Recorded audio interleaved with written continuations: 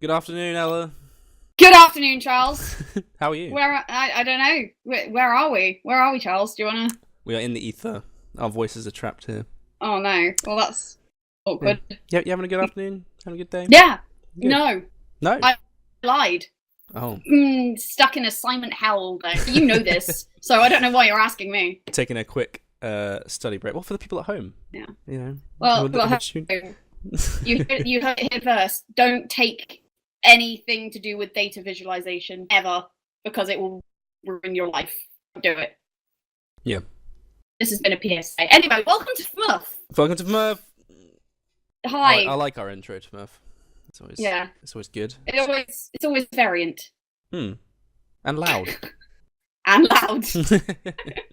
Rip headphone users. Sorry. Sorry, guys. Because I'm not gonna balance the audio out or anything. It's just No. that is in your ear holes now. Yeah. Amongst the many things in the last episode, we asked people to put in the comments below.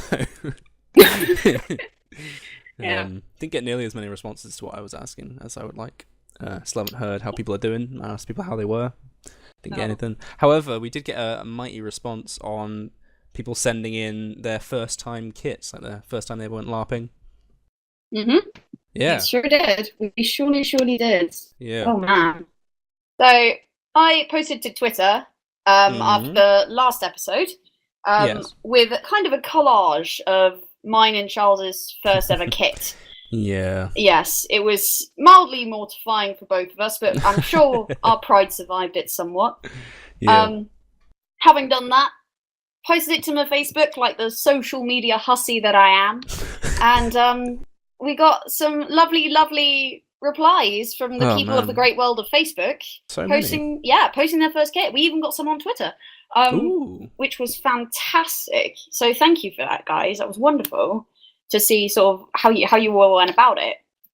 See, the thing was, I requested that people join in on this trend to make myself feel better or less bad about my abysmal first kit. However, a lot of people we know seemed like they were just born talented and didn't really, grow into it at all, because a lot of people's first kits were bloody incredible. Yeah, they really were. Although you say this, yours was alright. I don't know what you keep banging on about. No, shucks. Nutter. I sleep easily at night knowing that only about 2 of the things on that kit are still part of my Empire kit. Yeah. Yeah. The rest of it's sort of spare or become monster kit. Glad to see the back of it. I've moved on. Yeah. I quite like the leg wraps though. They were quite cool. Oh, they were awful. They were the worst. Really? They went 10 minutes into the first event. Oh. Because they fell down and they frayed, and so I was in battle practice at first ever Empire event, which was really good fun. And I just feel like my leg gets snagged on something, and I see that since we've been marching up and down this clearing, my leg wraps have slowly unwound, and I've got a trail of this cotton behind me about 100 meters away, and obviously someone along that line had stood on it, and it had caught, so I just tore them off. Oh. Yeah, I think I still have them, but I might have to get some pins or something to fix them. But for now, I just wear greaves now, so it's not really an issue. That's fair. Yeah, you've got your splint now. They looked good. I was really happy with them, but they were not practical. That's always sad when that happens. Yeah, you figure things out. Yeah, I do find that that's often a thing with leg armor more than it is anything else. Yeah. It needs to be like the most practical bit of your armor set, otherwise it's just not going to fucking work. Yeah, because it's going to trip you up or something. It's like shoelaces, like they come undone and suddenly your whole structural integrity as a person is falling apart, and you're going to trip over and die just because of one stringy boy. You just start falling apart at the seams like a mummy, like a mummy running into an anti-curse field or some shit. Yeah. Crazy days. Right, let's have a look at 3 of these, because I would like to have a chat about some of them, because they are fantastic. So we've got who we got here. No genes in sight either, as far as I can see. Actually, there was one culprit. Yeah, oh dear. There was one culprit. So on the twatters, we've got Greg at Hooliger. I can't pronounce your handle, Greg. I'm sorry. And he's got his fantastic armor, which I believe is still in use. Yes. Which I found pretty awesome, because LARP armor looks well cool. And then we've got the jeans traitor himself. Oh, you wound me. At Tom at that chap Tom. I love you, Tom, but that is just unforgivable. I'm kidding. He's actually made them work as well, which is even more annoying. Oh no, medieval jeans. He worked it. Medieval Voguing jeans. in them jeans. Hashtag medieval jeans. One of the things I'm enjoying the most is photos of some of the more veteran, as a way of putting it politely, LARPers when they were a lot younger. Yeah. A lot of people that we've met in field who are now veteran LARPers, and seeing them with the wee babby faces, beardless, naked chins, or... Shall we talk about the beardless one? The famous beardless one? Well, the famous beardless one we can talk about. Chris. Yep. Yeah. Ooh. Yep. And that guy has a magnificent beard, and I never thought I would see him without it because it looks so good. But yeah. Oh, never shave, Chris. We love you, really. I'm kidding. We love you, really. But that kind of shook us both. We looked at the photo and went, "Wait, that's not really him. That's not really him. That can't be right. No." Yeah. But it is awesome to see everyone's first kit and see where they've come from and how far they've come. Yeah. And and everyone sort of posting things. There were a lot of posts from Maelstrom, actually. Yeah, systems that are no longer with us. Wasn't that pre-Empire Maelstrom? Yeah, it was, yeah. Maybe it was sort of a similar nation-based system, but it was a much more PvP. There wasn't really wars with other factions. It was all wars in between them, and there were big arena fights and such. And wow. Yeah. Pretty sick. I didn't play it, but no. I heard good and bad things. I mean, neither of us were around at that point in LARP, so... Weren't even a twinkle. Not a twinkle in our LARP mum and dad's eyes. Yeah. Criminy. It's good though. Parents. Yeah, I enjoyed that audience interaction there. It was good. Everyone sort of complimenting and reminiscing with each other about kits and stuff. Keep fabulous. that up. More Definitely. of that. More of this. Oh my god. It was beautiful. Loudy. Some people were so small back in the day. I can't believe it. They grew up. We're very passionate about this. We are. We're not sure how it happened. We don't quite understand the concept of aging. Because being clones, we just sort of appeared. So. Oh yeah, we don't know who came first. No. Although he's the faulty one. So. The chicken or the Ella? the chicken or the Ella? Let's not ask that question. We'll be here all day. Right. So the general topic of discussion for the rambling, meaty bit of this podcast, the chaotic half, as I like to call it, porky meat, is talking about how we think up on the thought process we use when we're coming up with a new character, because we've done that a fair few times at this point. Yeah. I don't know if we're getting good at it, but we're certainly something. We have some experience of it. But yeah, and seeing as some people know of some of our characters, they might be interested to hear, not necessarily the specifics, but what on earth brought us to that conclusion. Yeah, what the fuck was going through your mind at the time? Yeah, definitely. How many Red Bulls had you had before you started writing that backstory document? Yes, exactly. Right. Step 1, caffeine. Step 1, caffeine. Like in most things. Or alcohol. Or both. You just do not want to be a solid state of mind. No. Anyway. Yes. Enough of that. Right. Do you want to take this one first? Ooh. Yeah.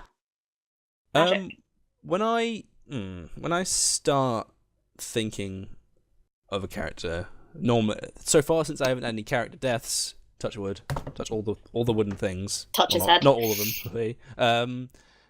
I normally, since it's always been through a new system, I'll normally start by reading the rules. Well, not the rules, but the wiki, I guess, or the brief of the entire system to see what's available. It kind of goes without saying, but you can't play an elf in a system that doesn't have elves. Yeah. Yeah. So you want to look and see what the options are. And not only necessarily races, but also your factions or your nations or things that will definitely affect your sort of kit and brief and how you behave and act and whatever. So you want to find one that fits a character that you potentially feel like you could slot into. So Empire, for example, let's go with Future's End. Future's End is a good one. Since I actually played a non-human character. So I started by because there's Alpha and Omega at Future's End. So Alpha are your vigilantes, and Omega are your government backed heroes. And I was like, that sounds boring. Law and Order, ew. Boo. Boo. And also, Chaos. personally reading through the brief and stuff, I felt that I could, I found similarities in the way I acted and thought that would draw me more to Alpha and made it easier to roleplay a character. I sort of agreed with some of the motives a bit more, and so it meant that it was a lot easier to slot into that. And then I had never played a character that was not a human before, since Future's End was my second ever system, and I played a nice vanilla human at Empire, and I still do. Reedon is still alive, thank you. Touch wood. Touch wood. Again, touch his head. Yeah, so I looked through the different metatypes, as they're called, Future's End, and was like, mutants sound really cool. Metal as fuck. Yeah. Like they're all pretty grungy, and the kit could be really fun, and the phys rep requirement's not too extreme. It's not alien. Yeah, and the RP that they have, I like the instant RP hooks you get from playing a slightly different race, sort of stereotypes you have and things like that. But yeah, so that's sort of a general thought process when I was going into it, and so I like my first step is to look at what's available and things that instantly jump out at me, probably even before I've come up with a concept of how I want them to act or behave. It's just things that jump out at me from the brief. I like to get an overview of what I can be, start picking up, summarizing things. Yeah, that's a good method. That's step one. Step one? Okay, cool. Do you want me to keep going, or do you want to No, go for it. Okay, sure. You keep going. I need recipe. I need instructions. I need ingredients list. Yeah, I want to know how what's a cooking term? How do the thing? How to do the thing? That is the only cooking term I know. On the charcoal fire. How to knead the character into a lovely bready dough of trauma. Okay. All right. General overview of what the options are. And then, mate, I don't know. I feel like I black out at this point and wake up with an idea. And when you're like, this is what I can be. Hit yourself over the head with this book and like, this is what I want to be. That's the real secret here, guys. Read the wiki, go to the nearest wall, headbutt it. Just headbutt it as hard as humanly possible. Black out for 24 hours and wake up with a fully fleshed out character in a pool of blood. At this point, I think I call upon the Mind Palace vault that I have of ideas of characters that I would like to play. Okay. For example, my Future's End character, I was sitting there and I was thinking, I want to play a mad scientist. Oh. This was my original, and I was like, one of the characters I could play is a mad scientist. It's a cool trope. Could have fun with it. Have a little bit of a giggle. Maniacally laugh at people. It'll be fun. Oh, okay. And yeah, so I had that as a general basis. So I was like, yeah, that'll be fun. And then sort of reading through it and developing on it, I was like, maybe there's probably going to be a few there already. There are, by the way, spoilers. There are mad scientists at Future's End.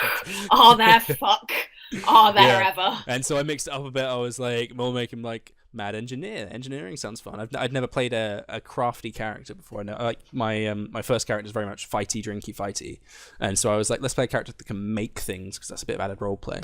Mm-hmm. So very much to generalize it, I will.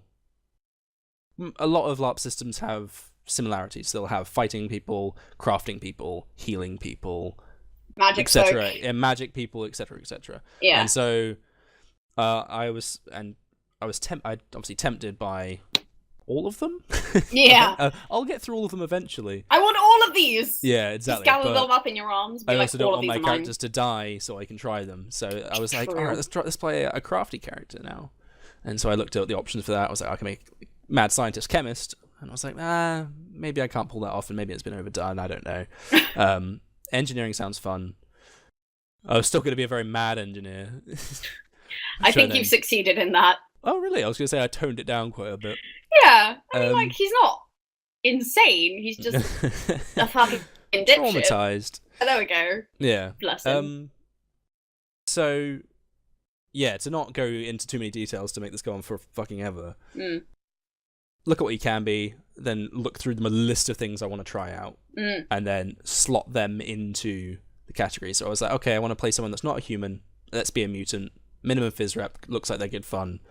I've never tried messing around with prosthetics or makeup or whatever before, so this will be a good first time to do that. And I've never tried crafting in before, so this is a nice in. It's quite a nice gentle way into crafting at LARP, being an engineer. You dip your toe in. Yeah, so I put the concept I have, fit it to the actual system, tailor it to the system, and then you start working on backstory, personality, and things like that, which is very much, I'd say, there's no hard and fast rule for it. It's gonna be quite personal to you. If you're not quite a creative type, it might be quite difficult to write a original backstory for your character, but it's something that tends to flow once you get started. It just sort of snowballs out of control. But yeah, so I then come up with a story for the character, and then with certain scenarios and things that happened that can cause key personality traits in the future. And then never be afraid with making a new character to develop upon them after they're already made. Yes. Oh my god, we've mentioned this before. Oh, crack cocaine for LARPers, that is. Legit. In-game character development. Like, when things happen, don't be afraid to adapt and make them change their views based on their reactions to certain things, because that happens. Yeah, absolutely. And it's just the best thing when it does. Yeah. It really is. Because you're not sure, obviously, when you're going into a new system or a new game, you're never sure what to think or what to expect until you're sort of in that situation. And to be able to react to it and let it enforce your role play into the future is just to be honest, it's great. Yeah, definitely. One thing I would always recommend, it's obviously not possible for everyone when you're first getting started or whatever, is, if possible, we've talked about it before as well, have other people making characters that you can link backstories with, because having two sets of eyes looking at backstories and things like that, you don't necessarily have to know everything about each other, but having key points that you can both work on gives you a lot more enthusiasm for it, and you end up writing and obviously RPing through messages and whatever, and it develops the personality. Hell yeah. Gives you a lot of that. Gives you a chance to develop the personality, try out the personality a bit before you actually have to go in field and start talking as that person. But yeah, so never be afraid to, if you've got a friend who's keen for it, start messaging each other as if you are talking in character, because it's good practice in a way, and lets you both develop your characters. Freaking great. Or set up whole group chats for it, as some have done. Definitely. The entire groups of sort of in-character bases of people that just sort of wake up and riff off each other, and somehow when they get into the field then they've got RP of things that have actually happened in downtime. Definitely. Which is pretty fun. Yeah, it's always good to have things, so rather than walking up to someone and saying, "Hi, nice to meet you," it's, "I remember when you did this." Yeah. Like, fancy seeing you here. It's like instantly a lot more unique and flows a lot better than trying to, no one likes meeting people for the first time. Yeah. So this is a good way to avoid that. Just helps you riff off of each other as well, doesn't it, really? Yeah, definitely. It's a nice basis. Absolutely. Especially if you're nervous about going into a brand new game. Which we all are. We all are. Oh my word. Everyone, not everyone admits it, but everyone's almost nervous going back to systems they've already played, Yeah, absolutely. And so the nerves will probably never go. Friends make it easier. People to keep you keen rather than nervous, but do not be ashamed because you are nervous to go to a new system, especially, because everybody was there and everybody's going to help you. Yeah, we're all there at some point. Yeah, I remember driving to my first Empire event. Oh, buddy. I'd been there already on the Thursday, because the Empire doesn't start until the Friday, but you can go there on the Thursday to camp out and meet people out of character. So I'd been there, I'd met people the night before, and it was fine. I was happy. And then on the Friday, I had to go pick up Sam. 4 for 4, mate, mentioning every single one. It's from the train station. And as we were driving back, just to arrive as time in had happened, we were both there like, what the hell are we doing? Like, what are we doing? We're both sitting in this car in tunics. Why are we driving to a field to, like, pretend to be Viking, not Vikings? And yeah, we were both sitting there, like, screaming in the car. So the nerves never go. And I still have that before my first ever Futures event. Before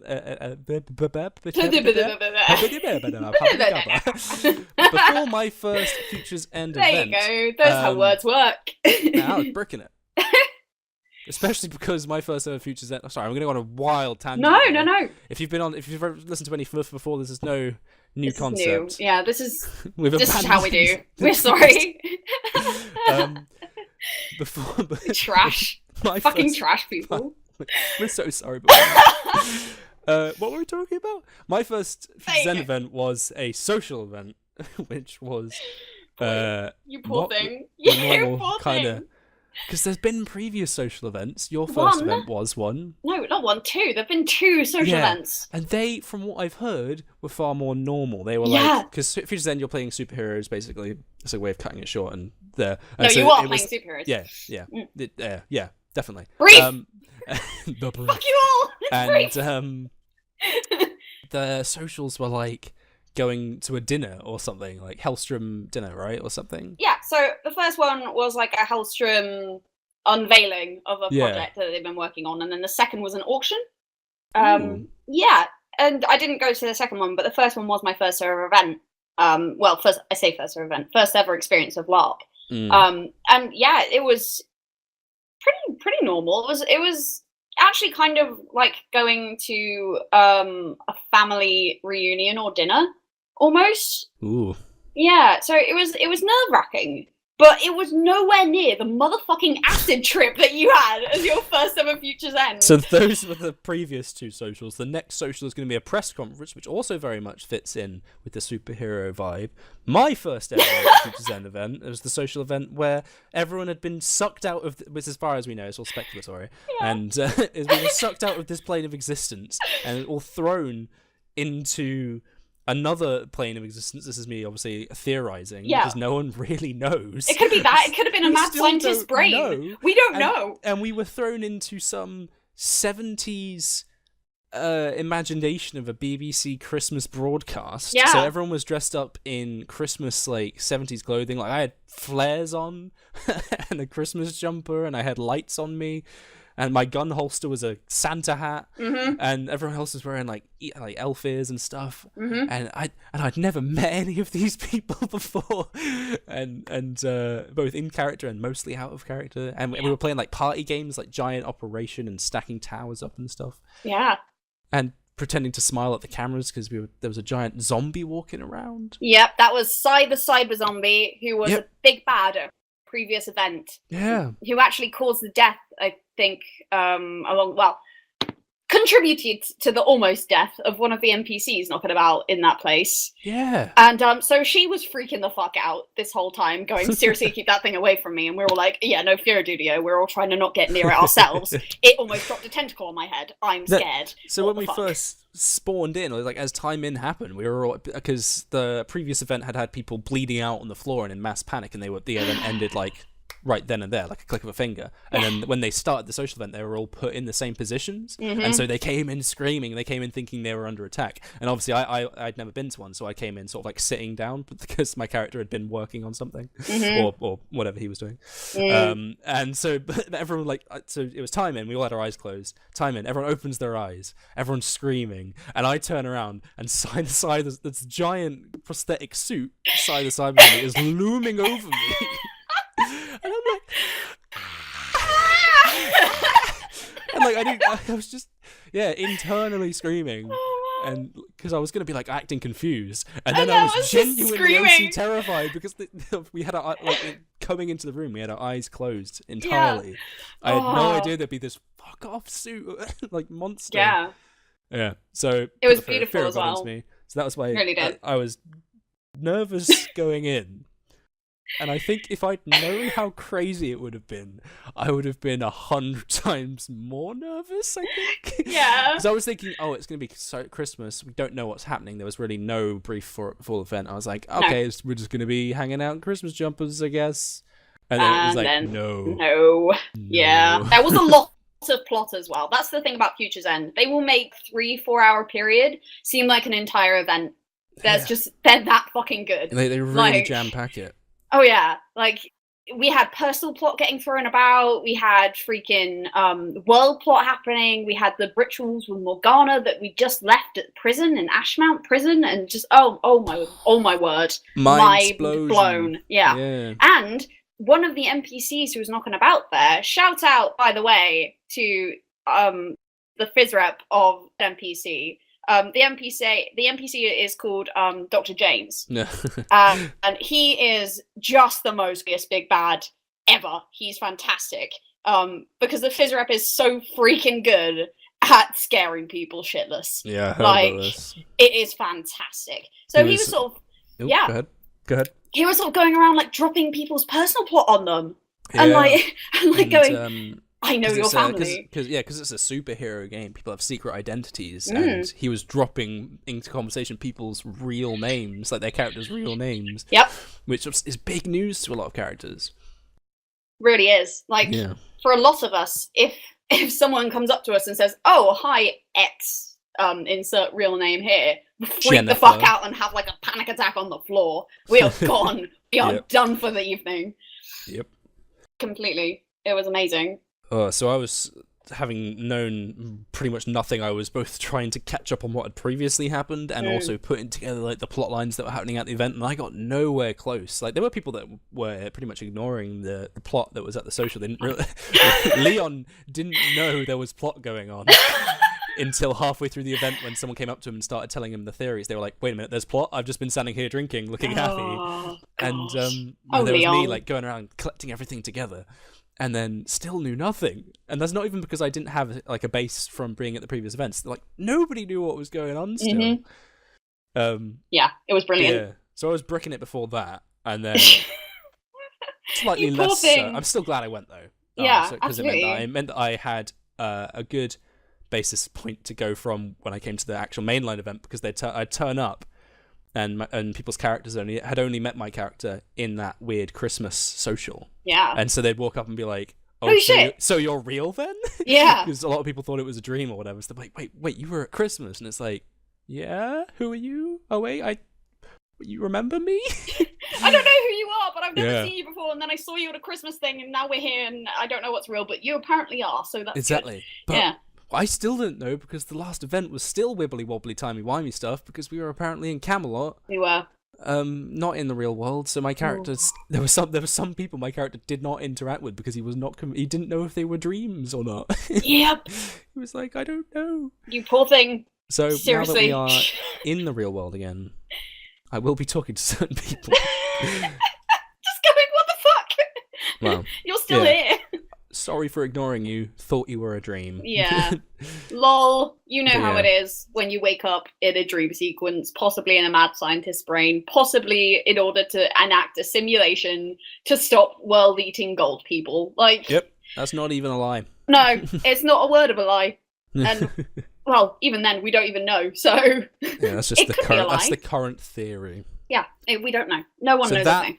That is my thought process on creating new characters. Oh yeah, that was what we were talking about. You sort of talk about the question for 20 minutes and then froth about Future's End for about 40. There you go. That is a good lesson on how to create characters. You start with something that you think you're going to go for, and then it goes completely off in another direction, and then you end up. Yeah, that was a good way of personifying my thought process. Yep. Mad scientist to traumatized engineer. Yep. And 2 hours later, down a can of Red Bull. You're not entirely sure what dimension you're on anymore. You're not sure what's real, what your name is. But you know what? You come out okay in the end, or at least have a good character to play with. Definitely. You know. Certain systems will also carry you through the process in a different way. True. So, Empire, for example, the character creation is pretty much only mechanical. All they ask for is your skills, where you're based, which nation, like your name. Yeah, maybe a group. They do have backstory though. A little bit. It's sort of like why are you here, what are you after, like what's your goals. Yeah. And I think that's more just to get you thinking, because the thing is, it's because Empire is so big they cannot do personal plot. Yeah. Unless you're looking for it in game. And even then it'll be based on what you're talking about, not what you wrote on your character sheet. Yeah. Although I will say that I got a private message from one of our egregores the other day, and he scared the living shit out of me because I didn't realize that he was one of the egregores, and he starts talking about my personal, like my character backstory, in the PMs. Yeah, and I'm just I'm mistaken. Well, that freak the fuck out. doesn't happen often, but apparently it does happen. Yeah, if your egregore really wants to troll you, they have access to your character backstory on the system. That's amazing. Oh, it was so funny. Although I almost had a heart attack. And then things like Future's End, they go a lot more in depth to the personal part of your character backstory. They'll ask you your fears, your sort of your goals, your just the sort of general background, and then your opinion on the other faction, your opinion on the metatypes. True. And this is all because since it's a much smaller system, they can tailor personal plot to really fuck with you. And also, well, because it's a superhero system, a lot of how it's done is based off of reputation. Yes. And how your character interacts with the world is very much how they'll be received back. So if your character really works on trying to save citizens and interact positively with journalism and PR and that sort of thing, then they're more likely to be viewed as sort of like a good influence within the world and a good hero, and probably definitely. Be received more positively by the NPCs as a result, rather than if you go the other way, which can also be a good game, but it just shows that it's an excellent game, but the way it pans out very much depends on you and how you interact with the world. So it's super duper tailored. It's really freaking just spectacular the way they've done it, really. Yeah, I'm both keen and terrified. Not that there's anything in my backstory, but but yeah, it as building. Sorry, don't ask. Don't matter. Building on what you said about the reputation, it means that if you put things like you have secrets in your backstory that would be seen negatively by the broader population, those may come to light, or be threatened to come to light, maybe blackmailed with it, or maybe you killed someone and you could be blackmailed for it in game, for example. And both terrifying and awesome stuff. Coming from a system where there was pretty much none, or only being teased by your egregore empire, to then turning up and being like, by the way, it matters. What you write is your character matters. Yep. And I'm like, oh dear. Might have to tweak some things. Run away. Yeah, and on top of that, there is so much plot going on anyway at Future's End, so true. It's awesome. Literally, you can walk 5 meters and just like trip and fall into a giant plot, and then like roly-poly sideways, and you're in 5 others. That's the thing. When I was at my first mainline Future's End event, it was Friday night, so first day of time in. Time in was at like 7 p.m. Yep. It was late one.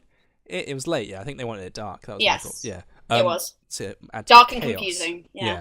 So then it was midnight, I think, at this point. I was like, I feel like I've done a whole fucking weekend of Empire already. Yeah. Like, it's still only Friday. Legit. So much has happened. Yep. More things have happened to me than have happened in entire weekends of Empire. And that's not a negative side to Empire at all. But it's different. It's different. I play Empire in a very much not getting involved with too much plot. It is my relaxing system, or it was until this event. Yeah. Now I do more. Sorry. Yeah. But that was how I used to play it.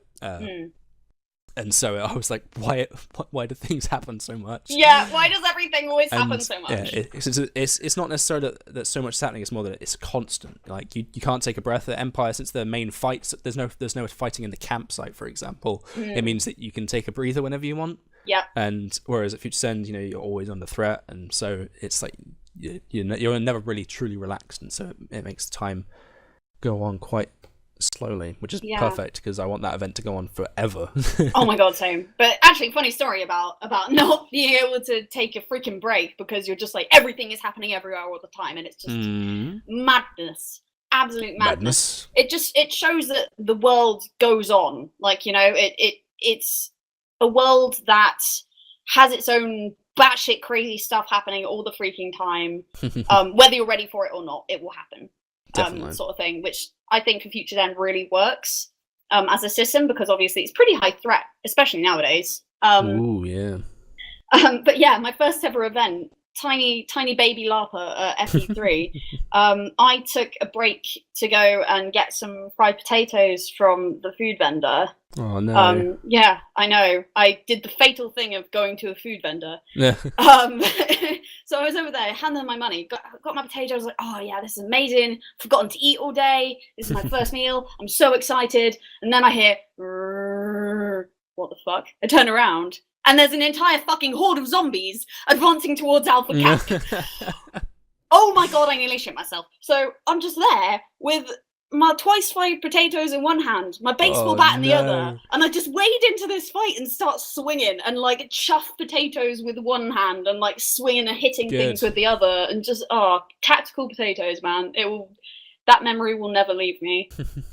Tactical fucking potatoes.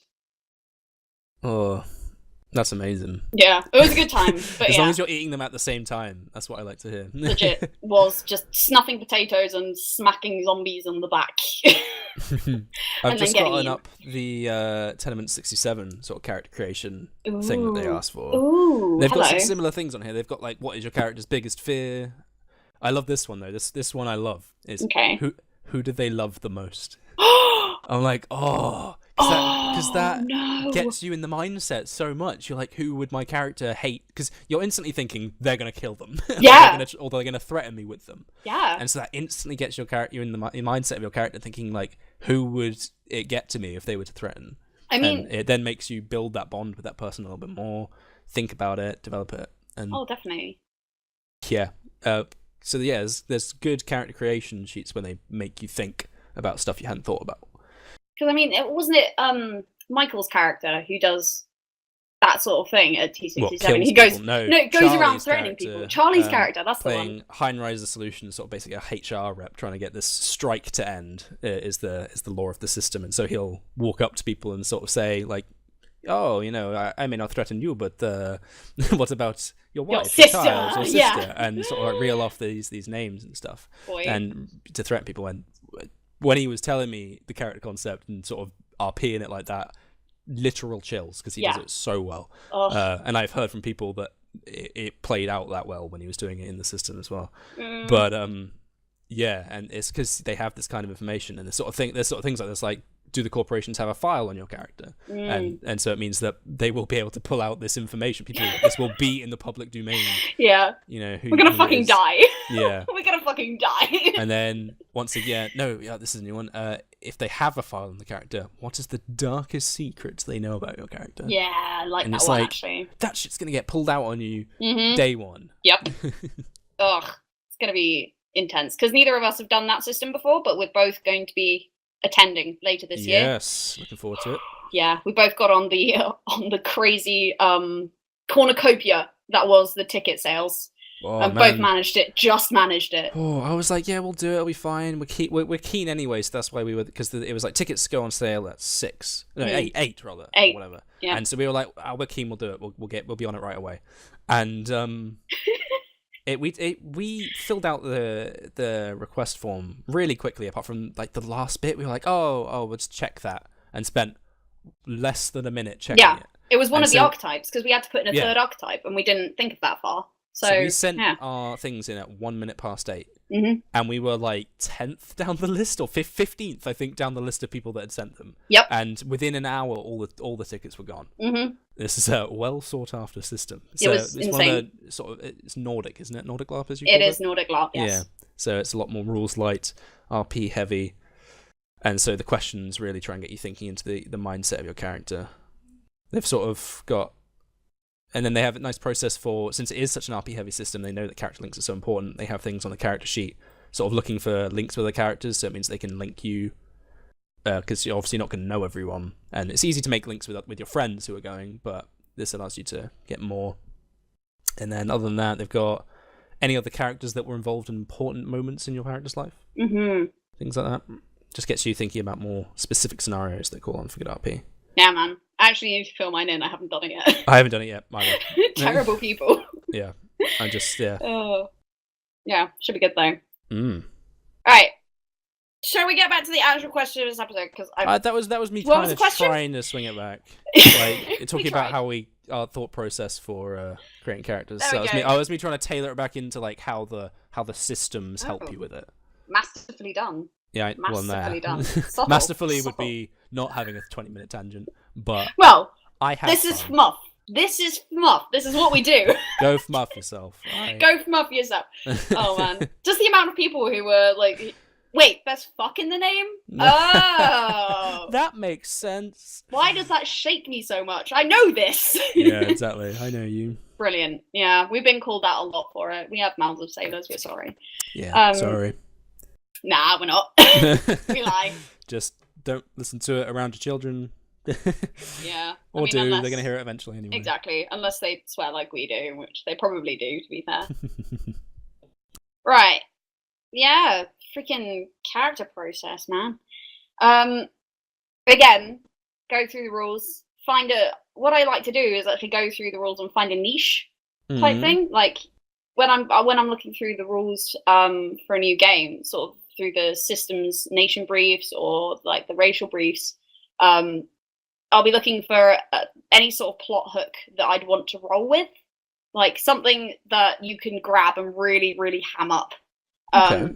You know, so like with trying to think of an example now. Okay, so say like the Navari brief, where you've got obviously a lot of tattoos and sort of the links with your oaths and things, and your character's past is very strong in the Navar. So I put a lot of thought into sort of what my facial tattoos meant, and thought what would lead Pip to get those tattoos. Yeah. So I found that really helpful for sort of crafting the character and figuring out where they've come from. And it's a nice way to link it into the kit as well. So for every aspect of kit that you have, for every flavor piece that you pick up for a character, think about where they got it from. Yeah, have a story. Exactly. And then it just sort of evolves from there. So like for my character Tag, the gun that she carries is actually a remnant from like a criminal syndicate that she's been beating up for a while. So that's kind of like a little boo sucks you motherfuckers, I've got your gun in your face. And it's not necessarily have stories for things so you can tell other people. Heaven knows people like sharing their personal stories, but like it's more to develop the character, give them a bit more depth to know about. Yeah, it makes it feel like you're running around as an entirely different person instead of just running around in fancy costumes. Exactly. Which we are doing, but... Which we are doing, yeah, exactly. Like, but to us, it is a different person. It is. And it's all about the mindset which you go into it with, I think. Yeah, definitely. Nerd. Going into... Yeah, exactly. Fucking nerds! But linking into the mindset thing, I find out that actually once I've finished reading the wiki and chosen some sort of hook to roll with, I like to then just go ahead and make them a character playlist. Oh yeah, I need to talk about that. Yeah, so something I really fucking love doing that Charles can attest I'm absolutely mad about because I spam you with playlists like every other week. Yeah. I like for every character to create just a list of music that gets me into their mindset or reminds me of something that's happened to them in their life. I'd never done this, and I had seen people recommend it, and I was like, maybe if it works for you, And then I made one, and I was like, boy, why haven't I been doing this for every damn motherfucker I make? Because they get you, because like you said, you come up with, not only do you have a general vibe for their character, you come up with songs that matter to individual scenarios. So I'll be like, listen to it, I'll be like, oh yeah, when he did that thing. Or like, when he got stabbed. Yeah, exactly. When he stabbed a bitch. My third rib! Yeah, yeah. Yeah, it's great how much it helps, and it's something so provincial as well, and something just something easy. That it doesn't seem like it should help as much as it does. Like I said, I didn't think it would, and then I'd made one. It's like, whoa, holy shit! It just gets you into the mindset so easily. You're like, oh, I need to play this character before, like during the timeout before the event starts. Just bang on that playlist, and you're like, who am I anymore? Exactly. Who is Charles?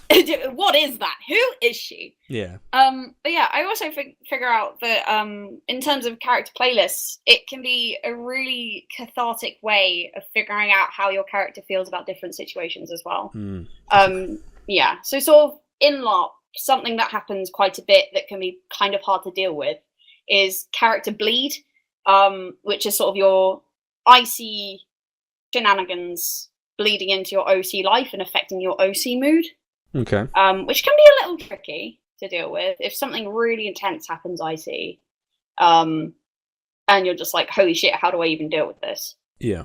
What I find can help is if you find a song that sort of sums up that experience or that feeling that you've been struggling with, and then you listen to that, and that just provides you a sort of barrier between you and the character, because you're, instead of going, oh, this is me feeling this, you're like, oh no, that's the song, that's the mindset. I've just like shoved that into a little box in that song that I can associate with that. It's a really good point to touch on. It is imperative to have, because it's not as easy for some people as it is for others to have a barrier between yourself and the character, you know, especially when it comes to interacting with other players and characters, making sure you know that that's IC, not their OC. Character, not them. And for most people it comes easy, however, you know, not everyone, and so building that up and having tools to do that is a really good idea. It really is. So yeah, I find that playlists really help with that sort of situation, simply because you then it makes them seem more like a character. So like movies, characters will have theme songs and such like, and that is very much a fictional trope that characters will have theme songs or theme music, or like a badass movie score, you know? So if you think of it that way, suddenly it just becomes a whole lot easier to dissociate yourself from the character's emotions and come back into yourself a bit more. Yeah, it's like you want to try everything possible to make this character feel the most real as possible, whilst also retaining the idea they are a character. Yeah. It's like, it's two very conflicting statements there, but tick both those boxes. Definitely. Like, you really, in LARP, the thing that you don't want is your character's bad juju going into you. Yeah. And then you feeling just emotionally exhausted for the rest of the weekend because you're you're struggling with this shit. Which it's happened a few times to me, and it's not nice. But yeah, so sort of ways you can deal with it: bang on your character's playlist, bang on your playlists, return to yourself for a bit. Yeah. Talk to a friend, have a cup of tea, take a 10-minute break. You know, self-care works. Self-care doesn't just go for remembering to eat and drink at LARP. It also very much pertains to your own mental health. Oh, definitely. Fucking important. Look after yourself. Do it. Aggressive support. Or we will find you. We will fucking find you and give you tea and blankets. Threateningly supportive. Yeah. Yeah. So again, character creation, create them a playlist, figure out their identity, figure out shenanigans that have happened in their life. Go from there and then start making the kit, which is always a fun thing to do. Oh yeah, I'll have to admit it, I am in such a withdrawal period for making kit for characters. Yeah. I have things to make, but I need to get the stuff, figure out what I want to do, and I'm just itching to do. I have so many projects I want to do. I'm itching to get started on them. So I need to get some stuff together because I've just got got the itch. I need my character kit making fix. Goddamn, I know the feeling. It so much. Yeah. It's so good. It's so good, and also because you figure out so much about the character whilst you're actually crafting the kit. Yeah, definitely. Yeah, because you're sort of there, you're OC crafting it, but in a way you're sort of IC crafting it as well. Oh yeah, definitely. Because you're like, how the fuck did they come across this in their world? Yeah, coming up if there's any imperfections, coming up with a story for it. It doesn't just work both ways. So, for example, my character Charm at Future's End, he's received some bullet wounds, and so I am adapting his kit, adding holes in it, which will then put patches over, whatever. But adapting the kit to what happened in character, but also using your kit to tell the story of what happened in character as well, like the other way. So good. In so their backstory. Good. Oh, wow. Yeah, works both ways, two-way street, and both ways are beautiful. It is the beautiful thing. Yes. Yeah, I've definitely had the same problem recently, Charles. Yeah, because obviously I've been in the midst of university deadline again. Boo. Yeah, I've had absolutely no time to sort kit. And in a couple of weeks, I'm going to be playing my Fae at LT. And I have so many kit ideas for like revamping it for her, and I've got to wait till Thursday to be able to start because that's like the big deadline day. Poor unfortunate soul. I know. So I'm just there sort of looking at all the designs for the stuff I want to make and being like, not now, baby. 2 days. Soon. Oh, terrible. I need a charity shop. I need to go charity shopping. Yes, that's another thing. Find things to tear apart. So much fun. So much fun. Destruction is as fun as creating in terms of character kit. It is. Find something to annihilate. Stick it on your body. Cheer yourself up. Cheer yourself up. Stick something stupid on your body and be like, hey, I live here now. Do you have a sort of hard and fast rule with when you're making your kit, what you start with? Talking about the thought process for making a character, thought process for making a kit. Yeah. I guess I start with a base layer. So often what I'll do is the second I start thinking about a character, the second I start thinking about this new persona that I'm going to be rocking about in, I go to my wardrobe, I knock them out my room, I run up and down the stairs in my house, sort of trying to find bits of shit that I can use. This will not be the character kit, but this is the preliminary kit test, which I find super duper funny because essentially it is a speed run of if you had to make a kit right the fuck now for this person, what would they pick up? Ooh, I like that. Yeah. So if this person had just appeared in your house, what would they run about and put on their body? You know? I need your clothes. I need your clothing. I'm butt naked. What am I going to wear in this place? And yeah, I just find that super duper fun as a sort of little nerdy exercise, I guess you can do when you're trying out a character. Kit tests are amazing. They're always so good, and then you have to share them with everyone. And everyone, it's not like she's doing another one. It's oh my god, look how cool that is. Yeah, and everyone loves kit tests too. Everyone loves kit tests. We're absolute hoes for them. Seriously, post them on Facebook. Post them on our Twitter. Send them to us. Yeah, we want to see them.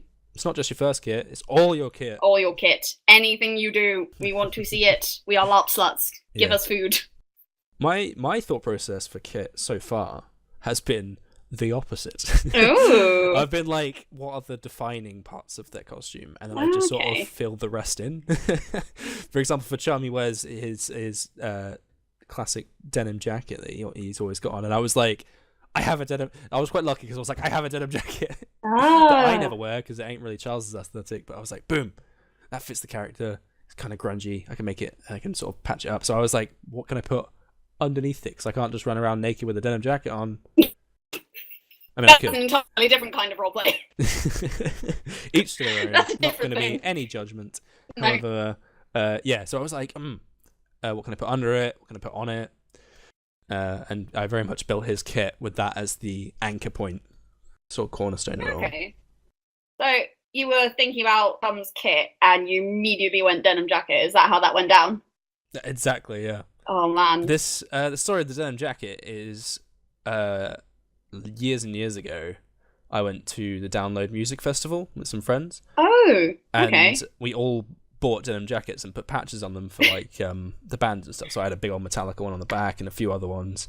Not going to go into my music taste. And so I had that, and I literally haven't. I worn it. We only went for one day. We didn't even go for the full music festival. So I had it for one day. I haven't worn it since. I wore that jacket once, and I was like, I had it. It was back home at my parents' house in like the loft or something, and I was like, I need to find it because it fits a character idea I have. And I found it. I was like, it still fits. Yeah. And so I just knew in the back of my mind. I was like, okay, they're sort of grungy. Denim's a big thing. Sort of like bits of leather. And so I was like, in my head, I was instantly like, boom, I have that. Or if it doesn't fit, boom, a denim jacket's what I want.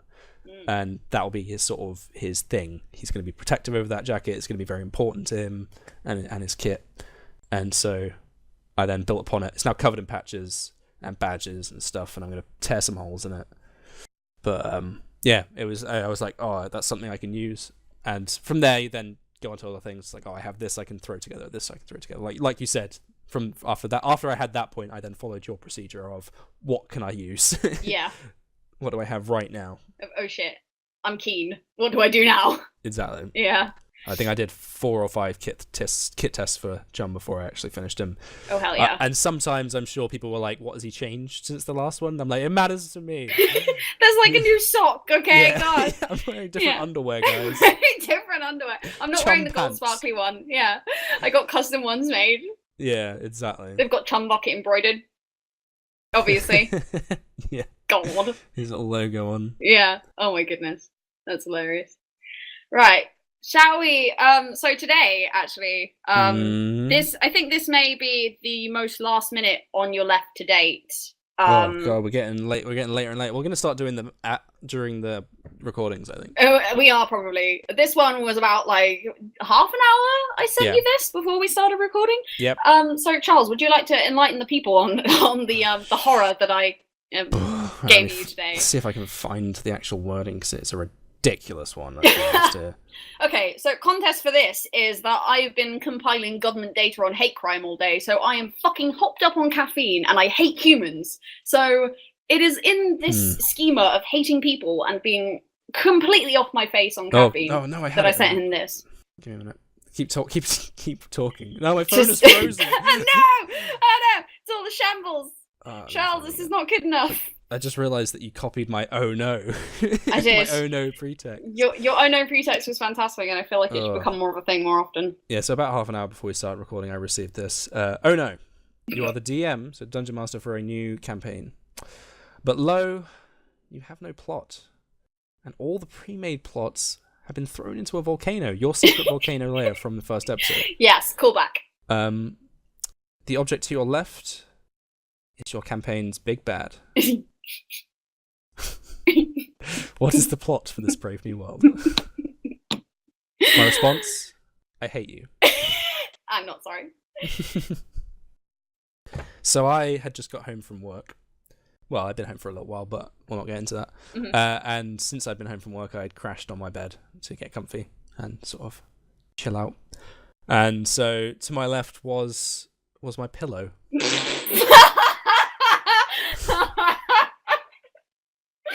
Oh my god, that's brilliant. Yeah. Just marinate in that for a few seconds. We're just gonna soak it in. Yeah. We're just gonna soak in the fact that Ferment Charles away. now has to make a pillow the big bad of a new campaign. I want to hear this. This is gonna be fantastic. A whole new world. Oh my word, I'm excited. I don't know about you guys, but I'm very excited. To see I don't know how funny this one's gonna be, but I've better be fucking comedy gold. All of half of the brain's thought into it. Can we put it on Comedy Central? If not, it's not good enough. Rethink. Shit. All right. Well. Cool. So the players, well, the characters in this game. Oh fuck me! This is so difficult. And I had a sort of concept, but it just doesn't come together anymore. All right. So it's not necessarily one individual big bad. Okay. Because this was my pillow. Right. You know, this wasn't just a pillow. This was my pillow Special. on my bed where I sleep, where I rest my head at night. Oh my. So maybe the big bad is something haunting the nightmares. Oh no, it's Sandman shit of the creatures, and so.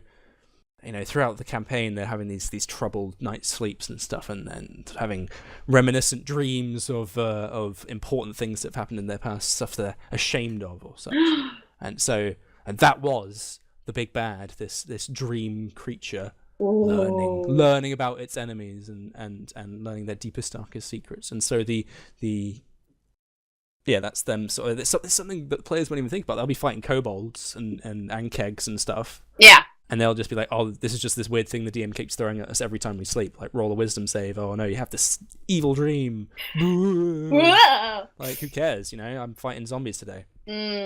But by the end of it, this is all built up. Yeah. And the more bad dreams they have, the more stronger this entity gets and feeds upon. And when they eventually face him through some turn of events, not thinking about it, they're thrown into this dreamscape that's now filled with their deepest, darkest nightmares. If Ron Weasley was there, spiders would be everywhere. You know, Harry's fate and dementors. Who else is clowns? You'd be fighting off a horde of limes. Oh no, not the horde of limes. Yeah, limes would be everywhere. Oh no. And it's like basically the Boggett from Harry Potter, but you're stuck in the wardrobe with it. Oh like, no. you're fighting your nightmares, and so they're that's what something along those lines. So the big bad is like your own dreams. Fuck. Didn't expect you to come up with something good. Yeah, I don't know. Like I said, I couldn't think of anything funny. Other than that, there's just a fucking sentient pillow that goes around smothering people. Oh my god, equally good. Mystical item, sentient Giant smothering marshmallow pillow. Man. Oh my god, Stay Puffed Pillow Mallow. Yeah. Yeah. Oh man. Because there's like the rug of smothering in D&D, which I love. There is. This is the pillow of smothering. It's awful. That's but great. Other than that, we have my weird 5-minute imagination of the dream monster, the Sandman. The Sandman, but like. Tell you what, that's actually something that is rather reminiscent of something that happened in my first ever campaign, actually. Because my first ever D&D campaign, I was playing an evil campaign, which was quite amusing. That's interesting for your first campaign. Yeah. It's I accidentally being really heroic a lot, which like it didn't go down so well, so I ended up dying quite often.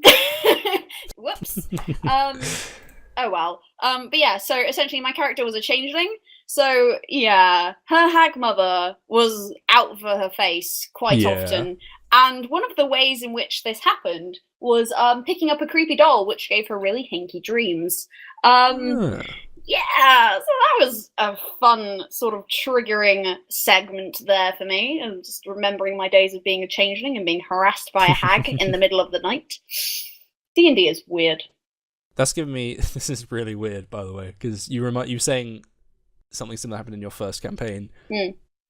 Just sort of like triggered something that reminded me of my first campaign, where the finale of it was a dream sequence. And like they all. I had.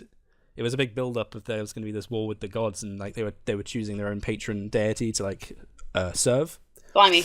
And they thought it was going to be a big war, and then it turned out it was these gods just using them as champions to fight each other for sport. Yeah. So they ended up fighting each other. It was pretty dope. But that was my first ever campaign. But yeah, but before that, they each had their own dream sequences to overcome that were all tailored to them and played upon their personalities and fears. But yeah, so I completely forgot about that. Wow. But it wasn't necessarily pulled upon from a giant pillow monster. But, yeah, that's pretty cool though. Yeah, that was a while ago. Yeah. Memories. Distant role play. Yeah. I actually believe that we have a question with us today. Yes, Twitter has failed us Again. for questions. And so we'll give that a bit of time to restock. And so we've been asking people if they have any questions to send them in, either message, Facebook, Twitter, comment on the YouTube video. Keep doing it. It's cool. We like it. It's good. It gives us something to think about rather than coming up with our own content. And so our very own self and sort of by us lovingly proclaimed #1 fan, Ashley. We love you, Ashley. Yeah, keep listening and keep berating us when we do something wrong. Yeah, so to tell you how much of a super fan this guy has been, when I released the highlight video, or when we released the highlight video on the channel, just a little 3-minute clip of the lime argument. Yeah. Oh, he thought it was a whole new podcast, and when he saw it, he made us pay for that through the nose. And also, he's our DM, so he's doing one of our campaigns. So you can bet that we're dying next time. But yeah, so he gave us. We sort of twisted it to make it fit something that we can tailor it to. But basically, how do we incorporate stereotypes into our characters in LARP? So, because a lot of races and nations, depending on the system, will have stereotypes. For example, people often think that elves are quite arrogant creatures and things like that. Mm-hmm. How do we bring that into our characters? Not necessarily to have those stereotypes, but maybe have the anti-stereotype, or at least play onto it a little bit. Mm-hmm. Take us away. Right. Okay. Cool. So, this question was actually a really interesting one, because I do feel like a lot of the time when you're reading through briefs and things, they are based very much upon developing a stereotype, or yeah, definitely. The whenever you're reading through a brief or anything, you will be introduced to sort of the ideal version of X thing. So like for the most extreme version. Yeah, so like Mutants at Future's End, obviously you were talking on them being very grunge and aesthetic, very sort of punk rock. More of the more likely to have been out on the streets at some point doing their thing. Yeah. And then humans are classically very determined, sort of thing. And something that I noticed when I was trawling through the wiki of our lovely Future's End was that a lot of humans don't actually like other metatypes very much. Yeah, that's a theme. Yeah, like there's a lot of racism between the metas. It's sort of a thing that's been historically, and it's sort of meant to have been getting a bit better now, but yeah, famously in the lore of the system, they are racist. Yes, and it was mainly because a lot of these metatypes have only just really showed up. So with the aliens and the mutants, they're all fairly recent developments, so people don't really trust them so much. Yeah. We haven't really learned to trust them yet. But with my first character, I wasn't very comfortable with going in with people that I hated inherently. Yeah, we've talked about this before, haven't we? And it's difficult roleplay to do, especially straight off the bat when you don't know the people out of character, to know that they're comfortable with the boundaries. Absolutely. And sort of for this first person that I was making as well, I didn't want her to be the sort of person who would look at someone and think, ew, I don't like you because of who you are. Yeah. Obviously being the like happy-go-lucky dipshit hero, doing her best for everyone all the time, even if it gets her into trouble. It very much sort of felt out of line with that. Yeah. So what I thought instead was, how about let's do a bit of subversion here? Let's switch it about, which actually quite a few people have done, which is really nice. Mm-hmm. In that, let's give them a reason to like a specific metatype or get along particularly well with a specific metatype and link it into backstory. So, for instance, my character has a lot of backstory plots with mutants. So she'll often make good friends with mutants because a lot of her crew were mutants. Interesting. Yeah, so all good times, all good times. If it says something on the brief and you want to subvert it, that can be really fun. So if you're looking at a stereotypical trope, yeah, going against it can generate some really funny roleplay, especially if you have a backstory or reason for it. The example I was going to use is very similar to your own. Ooh. So on the flip side of that, my character's a mutant. A lot of their brief is surrounded by the fact that since they have had so much discrimination over the years from humans, they've built up a distrust of that. And while some of them, now that there is more positives going on, have accepted and forgiven, a lot of them haven't. So they're still quite reclusive and not necessarily afraid, but still have a grudge against humanity and things like mistrustful. Yeah, and also it means that they band together with other mutants because that sort of blood brother thing, both gone through the same shit. Means that they've sort of joined gangs or factions of mutants and banded together in the underground or whatever. And I kind of flipped that on its head. So rather than being super against negative discrimination and sort of standing for mutant rights and whatever, and being for mutants and everything, my character has very much built up their outlook on people is positive discrimination is as good as bad. And so I'm not best friends with this guy just because he's also a mutant. Like, I don't know who he is. If you're a dickhead, you're a dickhead. That is his motto, essentially, when it comes to meeting people.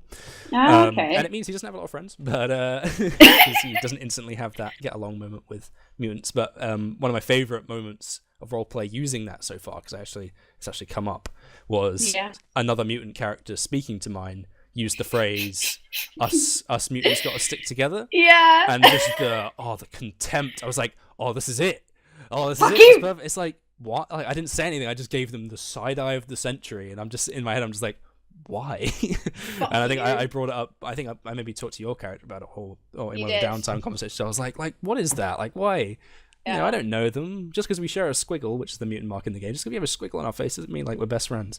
Yep. And so I flipped that on. I sort of flipped that or subverted that, and did the opposite of what the brief has with mutants, which is a lot of them stick together. I've made it so they don't really care. Yeah. And I've also got it so my character is obsessed with aliens, but we won't get into that one. Not just yet. That's just because they have amazing technology and my character is an engineer. So. Yep. Nerd.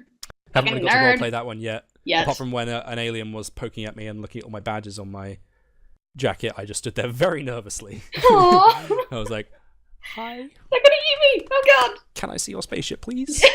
Take me to your leader. Yeah, just want to see the engine rooms, please. Oh my god, that's hilarious. Yeah, that's just a bit of fun, but that's not really a stereotyped bit. Oh, that was funny though. Yeah, it's good fun. Yeah. But in the opposite vein of going along with the brief, what I found myself doing for Empire, which I found super funny actually, was going completely with the brief. Okay. For Navarre, because like I've sort of looked at the common tropes for the people we are and sort of what people assume the Navarre are, and gone, you know what? Fuck it, that sounds hilarious. I'm in. So a lot of the assumptions that people have about Navarre is that we're all tree-loving murder monkeys. Yeah. It is that's the general vibe. Yeah, and I've full on ran with that because I find that hilarious. And especially sort of the stereotype wherein Navarre are very pragmatic. So yeah, I was actually having this chat with someone in character last time, with I think it was a Dornish person or a High Guard person, wherein me and another Navarre were going, no, if somebody has died on the battlefield, you take their stuff, you take you take what they have on them, you give it back to their families. Why would you just leave it there? What is wrong with you? And they're just like, no, you can't disrespect the dead. But you could use that stuff because you're still alive. That sounds like heresy to me.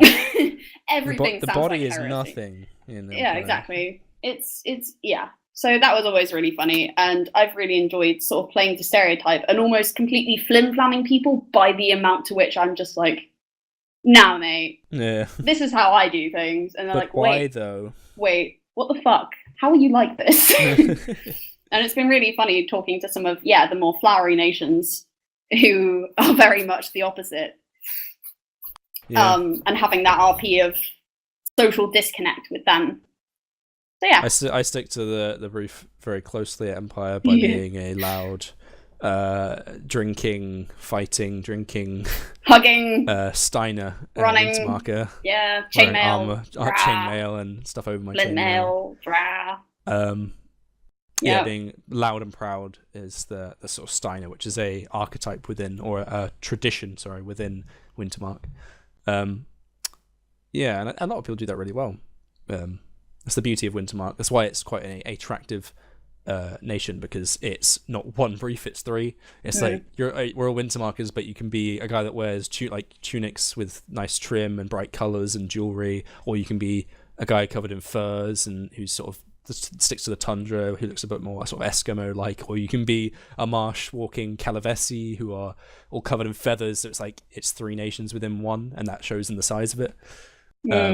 And so choosing a Steiner, which is the loud and proud people, I stick to that quite well with my character. That's a stereotype I definitely stick to, being proud of my hall, my family, being quite loyal and also loud and fighty. But I don't think I really stick to there's any major stereotypes that I use other than that. No. Yeah. I think it's quite funny because obviously with Future's End there is a lot more scope to play around with subversion, whereas with Empire there is the brief and there is Hearth magic, which makes you stick to the brief. Yeah, people get angry if you don't stick to the brief. People get angry if you don't stick to the brief. So yeah, there's a lot of so I can't subvert the brief. What I'm going to do in that case then is ham it the fuck up. Exactly. Let's see how much fun I can have with this. Let's see how far I can take it. So yeah, like you can subvert things, you can stick to things, and either way is fun. There is no wrong way to go about this. Yeah. The only other example I have, which I'm yet to play, is my Guild of Darkness character, which I've sadly missed the sales for the tickets for. But I'm playing a nice Draugr, which is essentially an archetype of vampire. I'm planning on playing a doctor, sort of a medical surgeon type character. So vampires famously pretty into their blood. Don't know if you know that. And so what the fuck? Rather than just being like seeing someone bleeding and wanting to start eating them, I'm going to be quite a jovial, do it quite jovially. So if I'm patching someone up as a healer, I'll be like, the only problem is I think you've got too much blood in you. And just constantly joke about bloodletting and my jealousy of leeches in the Dark Ages and things like that. That's amazing. Just to make people uncomfortable and also laugh potentially. Yeah, man, that's great. You've got too much blood in you. You should do cocaine about it. So they're bleeding out. I'm like, I think the problem is. Just let me puncture your side. A minute to let some out there. Okay? They release also just the pressure. decided that they have this accent. I'm not entirely sure. There we go. Use the accent. It's great. Use it for everything. It's hilarious. Yeah, Love it. My talking about Ashley. This is my character voice for his campaign. Yeah, this is the backseat. My moon, my tabaxi. Yeah. Not going to do the goblin. My throat hurts already. Yeah, your scratchy ass goblin. Scratchy ass goblin voice. You gotta. Goblins are one of those characters where you probably have to have a voice for it because they're such high kind of RP characters. It's also orcs. You got to have a deep, gruff voice. Orcs. That's why I can't wait to play an orc in D&D, so we can do it IRL just so I can put my orc mask on. I'm Droopy Bruce. Droopy Bruce. Two Droopy Bruces. Fucking Droopy Bruce. Yeah, can't wait. Worse. Get out of here. Get out. I mean, we could probably mention it that if and when we are ever in the same location, we will be trying to do vlog versions of these potentially. True. You can as a little bumper. have human faces. So we do have human people faces. However, I might just wear the orc mask. You will never see us. We're not actually the people, we promise. Yeah. Because that could be good fun. It could be. Right, on that note, I think that we will quit for tonight. Yeah, I think we have run over slightly. Oh yeah. It's fine. You can just have like bumper episode because we may not be around for a little bit now. So the next episode may be a few days late. Mm-hmm. Sorry. That is because of Charles's stupid fault. Yeah. Terrible. Baddie. Boo. Boo this man. But yes, we promise to make amends when we get back. And have something super stupid and ridiculous, even more 70 levels of dumb than we already have been doing. I'll maybe highlight it throughout the week, and also just be patient with us because we don't know what we're doing. Stay tuned. We've got lots of projects in the pipeline that we're hoping to get hyped about. I'm not going to announce any of them now, just in case they don't come to fruition and people yell at me. But get excited. It's going to be good. Things are happening. We're excited and thank you. Fun. Yes, we are. And thank you again for listening. Holy shit. Yeah, we've almost got 300 total views at this point, which is ridiculous since it's been about, at the point of recording, it's been about 10 days or something since we started uploading. We've been happy crying. Away. Yeah, we are constantly happy crying. Constantly. Trying to push each other over the edge of happy crying. And then also that sometimes overflows to other people. I just sort of message friends like, how is this happening? Yeah. Oh, man. It is constant. The froth is constant. The froth is constant. But yeah, thank you so much, guys. And yeah, thank you for listening. Thank you for enjoying the podcast. Thank you for interacting with us. And we will see you on the flip, my motherfuckers. Tell us what you like. Tell us what you don't like. Tell us what you want to hear. Give us suggestions. Stay safe. Bye. Bye.